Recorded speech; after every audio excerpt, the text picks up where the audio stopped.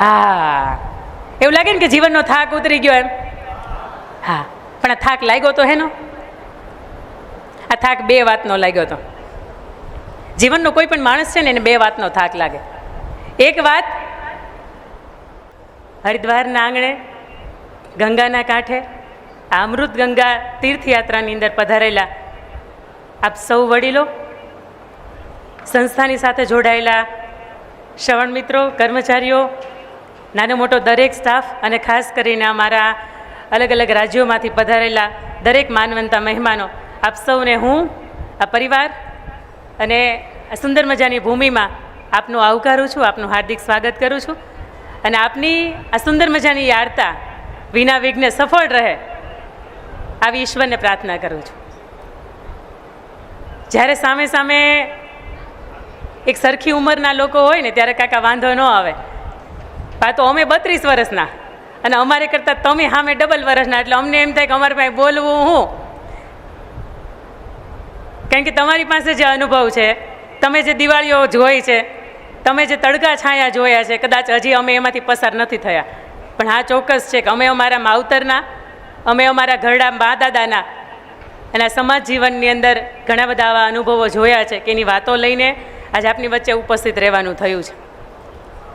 કદાચ આજના કાર્યક્રમની અંદર 100-150 જેટલા વડીલો છે ઋષિકેશની યાત્રાએ ગયા છે, એટલે ઉપસ્થિત નથી, એટલે થોડું હળવું લાગે છે, થોડુંક ખાલી લાગે છે એમના વિના. પણ આપણે પ્રયત્ન કરશું કે જ્યાં સુધી મારે 1-1.5 કલાક આપની લેવાની છે ત્યાં સુધી મંચ ઉપરથી એક પણ વાત એવી નહીં થાય કે જ્યાં શબ્દો મારા પડતા હશે. આપના હૃદયના કોઈ પડેલા ઘાવને બુઝાશે, આપના હૃદયની અંદર પડેલી કદાચ કોઈ વ્યક્તિ પ્રત્યેની જે તિરાડ છે એ ઓછી થશે અને ક્યાંક કદાચ કોઈની યારે વાંધો હશે, તાજી હાંધો મળી જાય એવો મારો પ્રયત્ન રહેશે. બીજી વાત કે આપ સૌના આટલી મોટી સંખ્યાની અંદર દર્શન કરવાના થયા એટલે આજથી 10 વર્ષ પહેલાં, 12 વર્ષ પહેલાં ગુમાવેલા મારા બા અને દાદાની યાદ આવે. કારણ કે એમને હું અંત સમયે મળી નહોતી શકી, એટલે એક વસવસો રહી ગયો હતો. પરંતુ આપ સૌના એટલા દર્શનથી ક્યાંક એ સ્પર્શ મારા દાદા જેવો લાગ્યો, ક્યાંક એ અવાજ મારા દાદા જેવો લાગ્યો, ક્યારેક થોડોક મીઠો ઠપકો, બેન જોજો આગળ થોડુંક ભીનું છે, પડી નહીં જતા. કારણ કે તમારી સાથે હું 2 દિવસથી છું, એટલે આવો મીઠો ઠપકો છે એ પણ મને મારા બા જેવો ક્યાંક લાગ્યો છે. અને આપ જ્યારે જય શ્રી કૃષ્ણ, જય સ્વામિનારાયણ કરવા માટે હાથ મેળવો છો, હૈયા મેળવો છો, ત્યારે એવું લાગે કે આ 10 વર્ષની અંદર કદાચ એ બા અને દાદાને ફરીથી જોવાનો મોકો મળ્યો છે. આ માવતરના અને તમારા આશીર્વાદ થકી 5-6 રાજ્યોમાં 10 લાખથી વધારે લોકોની વચ્ચે પ્રત્યક્ષ અને પરોક્ષ તો ઘણા બધા લોકોની સાથે મળવાનું થયું છે. પણ એટલું ભાગ્યશાળી છે કે માવતરે આ ખોળિયું આપ્યું ને, આ ખોળિયાની અંદરથી આ ઈશ્વરે આપેલી આ વાણીના પ્રતાપથી એવા કામ થયા છે કે કોકના જીવનની અંદર હકારાત્મક પરિવર્તન આવ્યા છે.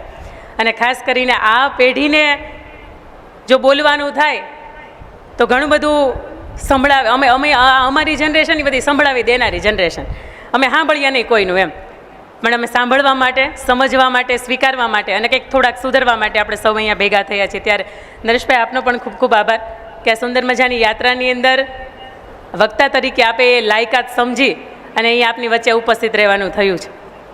બીજી વાત મારે કરવી છે કે આપ ભાગ્યશાળી છો. બોલો, તમે તમારી જાતને માનો છો કે હું ભાગ્યશાળી છું? એમ હોય એટલે હાથ ઊંચો કરજો. હા હા હા હા હા, હું કામ એને ખબર છે? સૌથી પહેલાં તમે ભાગ્યશાળી છો કે હરિદ્વારની અંદર ગંગાના કાંઠે છો. એના પછીના બીજા ભાગ્યશાળી કે જ્યારે આપણે નાના નાના હતા અને આપણે પ્રવાસમાં જતા, એ પછી આપણી જેવડી ઉંમરના લોકોની સાથેના આપણા પ્રવાસ વર્ષો સુધી બંધ થઈ ગયા. અને આજે એ પ્રવાસ છે કે બાળપણને યાદ કરવાવાળા દિવસો ફરીથી પાછા આવ્યા છે. આ રમતો વર્ષોની સાથે એની સાથે નાતો આપણો તૂટી ગયો છે, પરંતુ એ રમત ફરી અહીંયા રમવાની થાય, ફરીથી ગંગાના ઘાટે જઈને ગરબા કરવાના થાય. ગોઠણ નથી ચાલતા, હાથ નથી ચાલતા, કેટલાય દુખાવા છે, તેમ છતાંય બાળક બનીને જ્યારે તમે તમારા એક સરખી ઉંમરના લોકોની સાથે પ્રવાસ કરી રહ્યા છો ને એટલા માટે તમે ભાગ્યશાળી છો. એનાથી ત્રીજી વાત કે અત્યારે કેટલા બધા દુખાવા છે છતાંય તમારું જીવન છે ને ફરિયાદ વગરનું જીવન છે, એટલા માટે તમે ભાગ્યશાળી છો. અને ચોથી વાત, તમે બપોરે જમો, સવારે જમો, સાંજે જમો તો પીરસનારમાં કોણ હોય? આ પરિવાર અને પરિવારની સાથે જોડાયેલાના વહેવાય પક્ષ, એમના કર્મચારી મિત્રો અને સમગ્ર ટીમ કે એમની ઘરે એમને રોટલી લેવી હોય ને તો 10 વ્યક્તિ લાઈનમાં ઊભા હોય એમને રોટલી આપવા માટે, એમને શાક આપવા માટે, એનો હાથ લૂછાઈ જાય, ધોવાઈ જાય એટલે હાથનો નેપકિન આપવા માટે. પરંતુ એવા દરેક વ્યક્તિઓ આપની સેવાની અંદર ઉપસ્થિત છે અને આપને પીરસી રહ્યા છો. ભલા માણસ, આનાથી મોટી બીજી કોઈ ભાગ્યની વાત હોય નહીં.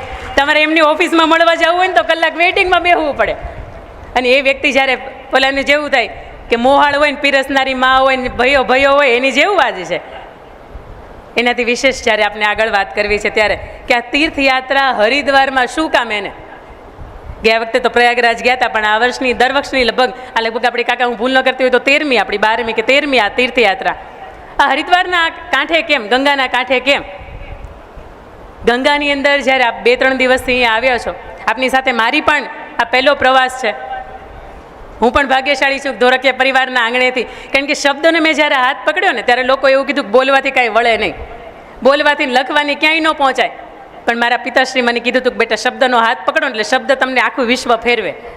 અને આ વાતની સાક્ષી છે કે મારે હરિદ્વાર ઘણા સમયથી આવું હતું, પણ અંદરથી એવો વિચાર હતો કે મારા શબ્દો જો મને લઈ જાય ને તો મારે એની આંગળી પકડીને જવું છે. અને આજે એ ભાગ્યશાળી કે આ મંચની અંદર આપની વચ્ચે ઉપસ્થિત રહેવાનું થયું.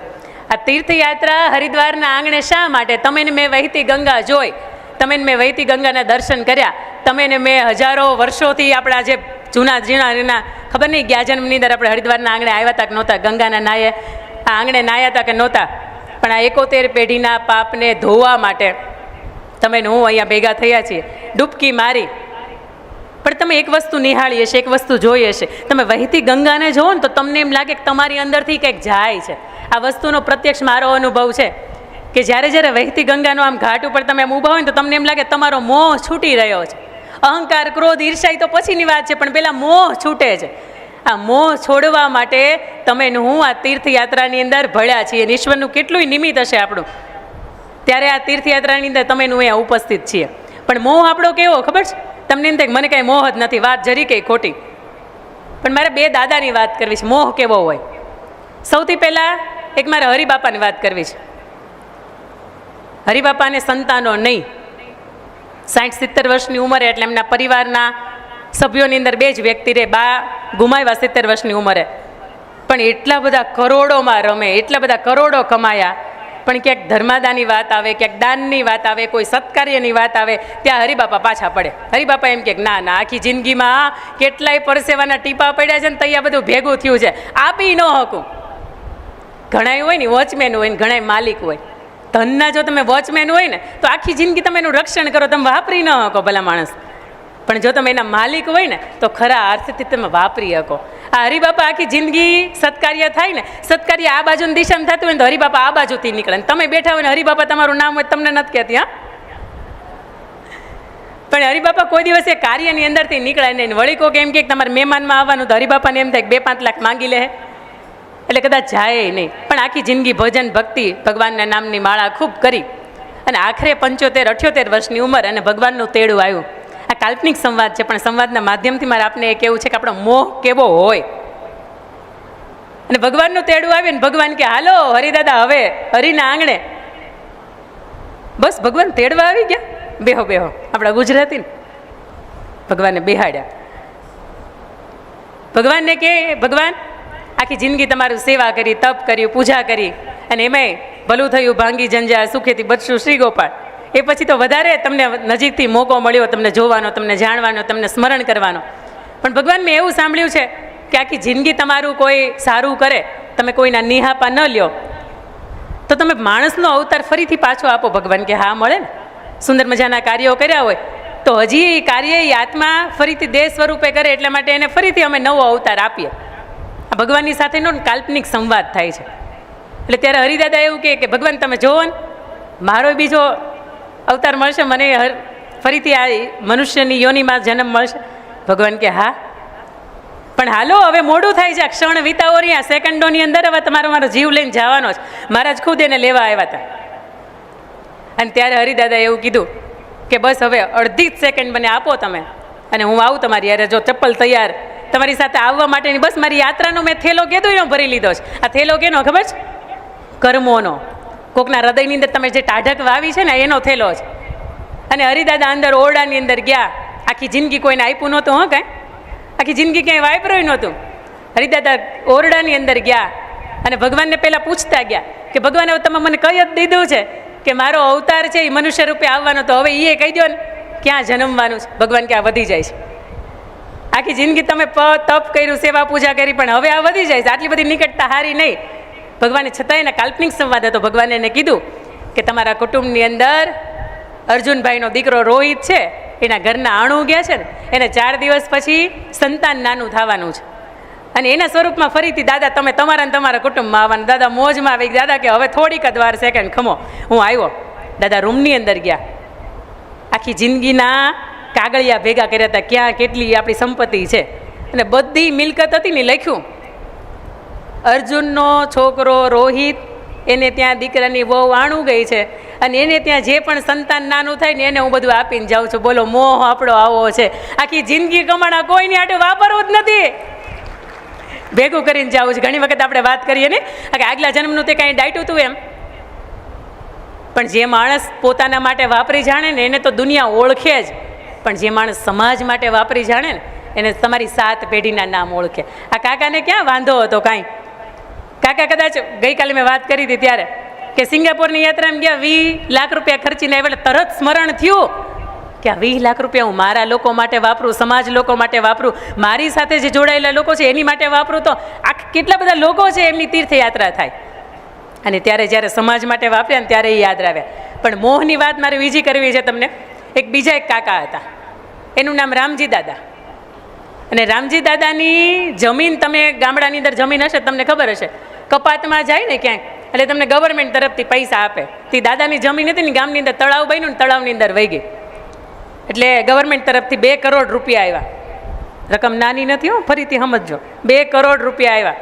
દાદાએ એની જિંદગીમાં કોઈ દિવસ રામજી દાદાએ 2 કરોડ રૂપિયા જોયા નહીં, અને વાપરે ને તો 1-1 રૂપિયાનો હિસાબ રાખે. આવી રીતે પોતે આખી જિંદગીમાં વાપરે. 2 કરોડ એક હારે આવ્યા એટલે 2-5 મિત્રોને બોલાવ્યા કે આ 2 કરોડનું રોકાણ કરવું ક્યાં. એટલે તરત જ એના 2-4 મિત્રો હતા, કોઈ એવું કીધું કે બેંકમાં મૂકી દેવાય દાદા, આ ક્યાં તમારે ખોટા છે, તો વ્હાઇટના જ છે ને, તમારે આવ્યા છે ને તમારે રાખવા છે બેંકમાં. એટલે તરત કોકે એવું કીધું બેંક ઉઠી ગઈ હોય કરવું હું. આ આલિયા માલિયા જેવા છે એ કે હોનું લઈ લેવાય, તો કે હોનું આજ 1.5 લાખમાં લીધું હોય, 1.25 લાખમાં લીધું હોય, કાલે વારમાં વધઘટ થઈ હોય તો અફસોસ થાય. ચાંદી 80-85 હજાર લઈ લીધું તો સારું હતું, અત્યારે 3.25 લાખ સુધી ઊભું થઈ ગયું છે.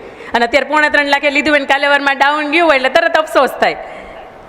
દાદાએ છેલ્લે નક્કી કર્યું કે દાદા સુરતમાં તમારે કેટલા સંબંધી, એટલે કે સુરત તો આખું ઘર જ કહેવાય આપણું. સુરતની અંદર કે હીરાનો ધંધો બહુ સારો. દાદા એવું કરાય 2 કરોડ રૂપિયા તમે હીરા લઈ લો ને, થોડાકમાં હચવાઈ જાય, મગજમારી નહીં, પણ જોજો થોડાક સીવીડી એમાં આવી ગયા છે. એટલે આમ જોઈને બરાબર દાદા કે આ વાત સાચી છે. દાદાએ 24 હીરા લીધા. રોજ ગણે, સવારે ગણે, બપોરે ગણે, સાંજે ગણે, 1, 2, 3, 4, 5, 24 અટકી જાય, વળી પાછું બંધ કરીને મૂકી દે. દાદાની હારે એક માણસ એનું ધ્યાન રાખવા માટે સતત રહે. તમે રોજ કોઈ એકને એક વાત ગણો, રોજ એકની એક વાતની સાથે તમારી મુલાકાત થાય ને, એટલે 3 મહિના વીતા ને એટલે મગજની અંદર એ વાત ચડી ગઈ. અને 3 મહિના પછી દાદા એક વખત ગણતા હતા ને, એટલે દાદા કે આ તો કાંકરા થઈ ગયા, આ તો કાંકરા થઈ ગયા, મારા હીરા હતા ને કાંકરા થઈ ગયા. એનો જે ધ્યાન રાખવાવાળો માણસ હતો ને એ દાંત કાઢતો હતો એની બાજુમાં. એટલે કે એ દાંત મુકાડે, તું જો, તું કાંકરા થઈ ગયા, જો તું એક જ સાક્ષી જો, રોજ હું ગણું છું એના. અને ત્યારે એ માણસ એ દાદાને વાત કરી કે દાદા, જેને વાપરવા હોય ને એના માટે હીરા કામના છે, જેને ગણવા જોઈએ એને કાંકરા હોય હીરા હોય, શું ફેર પડે. આખી જિંદગીમાં જો કદાચ આપણે ગણ્યા હશું ને તો એ કાંકરા થઈ જતા વાર નહીં લાગે.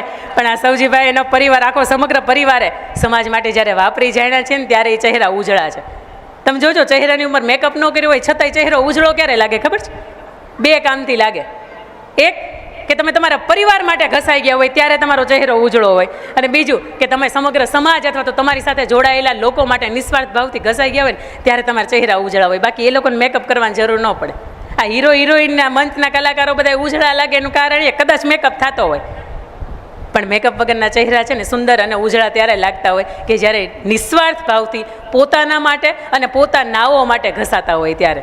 એનાથી વિશેષ મારે તમને આગળ વાત કરવી છે ત્યારે કે તમારી પાસે તમને ઘણી વખત એમ થયું હશે કે અહીં આપી દઈએ, આપણે અહીં આપી દઈએ, મંદિરે ગયા હશો ને ત્યારે આપી દઈએ, પણ ખીચામાંથી પર્સ ખોલીએ એટલે પર્સમાંથી દેખાય તરત 200 રૂપિયાની અને 500 રૂપિયાની 2 જ નોટું છે. પેલું પરચોરણ નથી, 100 રૂપિયાની, 10 રૂપિયાની, 20 રૂપિયાની નોટ નથી. મેં તો ઘણા લોકોને એવાય જોયા છે કાકા કે 200 રૂપિયાની નોટ ખીચામાં હોય ને 200 રૂપિયાની નોટ મૂકે ને 190 પાછા લઈ લે. એટલે કોકના મૂકેલા થોડા લેવું પાછા. ઓલાને જેવું છે, ખાલી આવ્યા ખાલી જાશું, સાથે શું લાવ્યા લઈ જાશું. તું તો ભક્તિ રે કરી લે ઘનશ્યામની. આ સફળ ફેરો કરવા માટે કાંઈક એવું છે કે ભેગું કરવું પડશે, માત્ર ધન સંપત્તિથી નહીં થાય. બીજા ઘણા લોકોને એમ હોય કે એ તો એ મોજમાં જ રહે ને, કે એની પાસે પૈસા છે, ઈશ્વરની કૃપા છે, 2 હાથથી લક્ષ્મીજી એની ઉપર વરસી છે. નહીં, પૈસા હોય ને ત્યાં સુખ છે ને, આવું નથી. પૈસા હોય ને એને ઘણાને ઊંઘ નથી આવતી. એને 2-3 ઘેરની ટીકડીઓ લેવી પડે ને ત્યારે ઊંઘ આવે. રજાઈ હોય, મખમલનો ગાલીચો હોય, સુંદર મજાનો બેડરૂમ હોય, છતાંય ઊંઘ નથી આવતી. ઊંઘ ત્યારે આવે કે જ્યારે સત્કર્મથી, સદભાવથી અને પરમાર્થના કારણે તમે કંઈક સમાજ માટે ઘસાવ છો ત્યારે. આવું આ કાર્યક્રમની જ્યારે ધીરે ધીરે કરતાં આપણે શરૂઆત કરવી છે ને, ત્યારે એક સરસ મજાની નાનકડી આપણે રમત કરવી છે. તમે બાજુમાં જે બેઠેલા માણસ છે ને એની સામે જોઈને તમારે દાંત ન દેખાય ને એટલું હસવાનું છે. દાંત નો દેખાવો છે તમારે, મારે નહીં, આની સામે જોવાનું બંધ કરી દો. તમારી બાજુમાં જે માણસ બેઠું છે ને, તમારી બાજુમાં જે માણસ બેઠું છે એની સામે દાંત ન દેખાય ને આવું હસવાનું છે. હસો ને, દાંત ન દેખાવા જોઈએ, દાંત ન દેખાય એવી રીતે. હજી ઘણાય નથી હસતા. હસો હસો, તમારી બાજુમાં જે બેઠેલું માણસ છે એની સામે દાંત ન દેખાય એવી રીતે હસવાનું છે. જો ઘણાને હસવું નથી આવતું ને લાઈથી જો. હા. હવે બીજી વાત કે તમારી બાજુમાં જે બેઠેલું માણસ છે ને એની સામે થોડાક દાંત દેખાય ને આવી રીતે હસવાનું છે. હસો ને, થોડાક દાંત દેખાય આવી રીતે હસો. અને તમારી બાજુમાં બેઠેલું માણસ, હવે તમને ખાતરી થઈ ગઈ કે આપણું ગમતું જ માણસ બેઠું છે, બરાબર? અને ન ગમતું બેઠું હોય તમારી જગ્યા બદલી નાખવાની છૂટ. આખી જિંદગી હવે આ હાય રાખ્યા અને એ ગઈમાં નહીં તો હવે ગમશે કોણ? બાજુમાં જે બેઠેલું માણસ છે ને એને અમે હજી હસવું ઘણા નથી આવતું. એક વાય દાદા છે ને એને જો ઓલી 32 હતી ને બારી નીકળી ગઈ. અરે હસો, હળવા થઈ જાવ, થોડાક હળવા થઈ જાવ, થોડુંક મ્યુઝિક અમારું વગાડો કે અમને હસવું આવે. દુનિયા એવું કહેતી છે કારણ વગરના હસીને તો થોડાક ગાંડા કહેવાય એમ. આ જે સમજે દુનિયા આપણને જે સમજે પણ હસી લેવા નું. આજે હસ્યા ને એટલે એવું લાગ્યું ને કે ભાર ઉતરી ગયો, હળવા થઈ ગયા થોડાક. બોલો હા કે ના? હમણાં છે ને 2 દિવસ પહેલાં કાકા એક દાદા હતા બહાર, તો એના પત્નીની 2 બેઠા હતા. એટલે એને પત્નીને એવું કીધું કે ઊભા થાવ ને, તમે કંઈને બોલાવ્યા હતા. એટલે એની પત્ની એમ કીધું ઘડીક બેહવા દો ને. હલો, તમને કહું છું કે ઊભા થાવ. તોય કોઈ માન્યું નહીં. એટલે બાજુમાં દાદાની બાજુમાં હું હતી. બોલો મને કે સૌજી કાકા હલો હલો કે આખી દુનિયા માને કે, પણ હું હલો હલો કહું તમારી ઘરવાળી માનતી નથી કે. આ વાત ઉપર તો હસો. આ સત્ય ઘટના જો અહીં બનેલી 2 દિવસ પહેલાં જાય ભારત તે. આપણે હસીએ ને એટલે આપણને એવું લાગે કે હળવા થઈ ગયા. બોલો હા કે ના? હા, મોટેથી બોલો એટલે મને એવું લાગે કે તમે જાગો છો. હા, એવું લાગે ને કે જીવનનો થાક ઉતરી ગયો એમ. હા, પણ આ થાક લાગ્યો તો હેનો? આ થાક 2 વાતનો લાગ્યો હતો. જીવનનો કોઈ પણ માણસ છે ને એને 2 વાતનો થાક લાગે. એક વાત, આ પ્રવાસની અંદર, આ જિંદગીના પ્રવાસની અંદર વધારે પડતો ભાર ઉઠાવી લીધો જ કારણ કાજ વગરનો. તમારી પાસે એક ખભામાં ઠેલો હોય ને તમને કોઈ એમ કહે કે કાલ તમારો વારો છે, ઋષિકેશની યાત્રામાં નીકળવાનું છે. તમને ખબર છે કદાચ પલ્લી જાય તો એકાદી જોડી છત્રી નાખી દેવું, એકાદો નેપકિન નાખશું અને એકાદી પાણીની બોટલ નાખશું, કદાચ ખાખરાનું પેકેટ નાખશું. આનાથી વિશેષ કાંઈ નહીં, બરાબર? 1 દિવસની યાત્રા છે, તમને ખબર છે આટલું જ લઈ જવાય. પણ આખી આ જિંદગીની યાત્રા છે ને એની અંદર કાલ તમે અનુભવ કરજો, જે જવાના આવશે ને એ અનુભવ કરજો. તમારી બેગની અંદર 2-4 જોડી ચપ્પલ નાખજો ને 2-4 જોડી કપડાં નાખજો ને પછી આ ઠેલો છે ને એ ખંભે રાખીને આખો દિવસ રખડજો. આ ખંભાને કેટલો થાક લાગે છે ને એનો અનુભવ કરજો. આખી જિંદગીનો આ વધારાની વસ્તુનો, વધારાની વાતોનો, જે વાહિયાત વાતો હતી, આ બધાયનો ભાર છે ને અહીંયા રાખ્યો છે ને, આ એનો થાક લાગ્યો હતો. અને જ્યારે હશે ને ત્યારે હળવો થઈ ગયો. બીજો થાક કેનો લાગ્યો છે ખબર છે? મારી પાસે છે ને એક રૂમાલ છે, જો આ એક રૂમાલ દેખાશે તમને, સમજજો. આખી જિંદગી છે, આજે આખી જિંદગી. આ બીજો ભાર હેનો લાગ્યો છે? ગાંઠવાળી કચ્છ કવિન મારી, બીજી ગાંઠવાળી, બીજી કચકચાવીને મારી. આને 2 મારીશ, બરાબર? અને મારી પાસે એક બીજો રૂમાલ છે, એને હું એક મારું છું અને હળવી મારું છું, હળવી. હા, હવે તમારે જવાબ દેવાનો છે. આ કઈ ગાંઠ પહેલાં ખુલશે? શું કામ એને? આ હળવી છે, સમજજો. અને આ 2 કચકચાવીને વાળી છે. આ હળવી ગાંઠ છે ને એ ખુલી જાય અને એક જ પ્રયત્ન, બહુ નાના એવા પ્રયત્નથી ખુલી જાય. અને આ ગાંઠ છે ને આ એના માટે ઘણો લાંબો પ્રયત્ન થયો, તો દાંત લેવો પડશે, અત્યારે ખુલશે. સંબંધોમાં છે ને, સંબંધોમાં આખી જિંદગી આપણે આ કચકચાવીને ગાંઠું મારવાનું કામ કર્યું છે. આ ગાંઠ છે ને એકાદી વખત પડી જાય ને, જે માણસની હારે, જે સંબંધની હારે, જે ગમતા પાત્રની હારે, અને આ ઈ જ સેકન્ડની અંદર થોડા જ દિવસો, હમણાં બેને વાત કરી હતી, બીજા જ દિવસે સોરી કહીને ખુલી જાય છે ને, આ તો ખુલી જાય. સમજો, આખી જિંદગી બહુ સરસ મજાની ગાંઠ વગરની જાય, પણ આખી જિંદગી જ્યારે અંત સમય આવે ને ત્યારે એક વખત તમારું લિસ્ટ તો કરજો કે આખી જિંદગીમાં ગાંઠું કેટલાની યાર વાળીશ. અને ગાંઠું વાળે એની વાંધો નથી, આ કદાચ કચકચાવીને વળી ગઈ, કેટલી વખત ઉખેડવાનો પ્રયત્ન કર્યો છે. આ તો ગાંઠ એક વખત વળીને એટલે બીજી વાળતા જાય, ત્રીજી વાળતા જાય, ચોથી વાળતા જાય. અલા ભલા માણસ, તમારે ઘરનો પ્રસંગ હોય છતાંય આપણે કેવું શું કહીએ ખબર છે, એ આવશે ને તો હું નહીં આવું, તમે હું રાજાશાહી છો?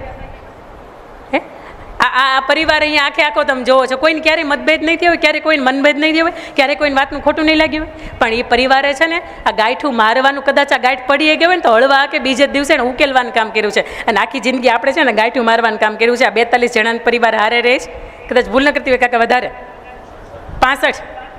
આ પરિવારને જ્યારે તમે ઉપસ્થિત રહીને જોવો ને ત્યારે તમને અંદરથી સમજાય કે આપણે કેટલાય પ્રસંગ એવા હતા કે કોકની યાર ગાંઠું પડી ગઈ હતી ને તો આપણે ગયા નહોતા. આ પરિવારની પાસેથી આટલું તો ચોક્કસ શીખવા જેવું છે કે પરિવાર ભેગો રહીને તો સત્કાર્ય થાય, પરિવાર ભેગો રહીને તો દુનિયાની અંદર માથું ઊંચું રાખીને જીવી શકાય. ભાઈ ભાઈનો ન હોય કોનો હોય? આ હળવા થયા, બે વાતનો ભાર લાગ્યો. એક કે કેટલો બધો સામાન, વધારાની વસ્તુઓ નહોતી રાખવાની ને એને આપણો ભાર ઉઠાવી લીધો. બીજી વાત કે જિંદગીમાં કોઈ દિવસ કોઈની યાર ગાંઠ કદાચ પડી ગઈ છે ને તો એ ગાંઠને આપણે જલ્દીથી ઉકેલી નાખીએ, અથવા તો એક વખત ગાંઠ પડ્યા પછી બીજી વખત ગાંઠ આની અંદર ન થાય, તો એવો આપણે પ્રયત્ન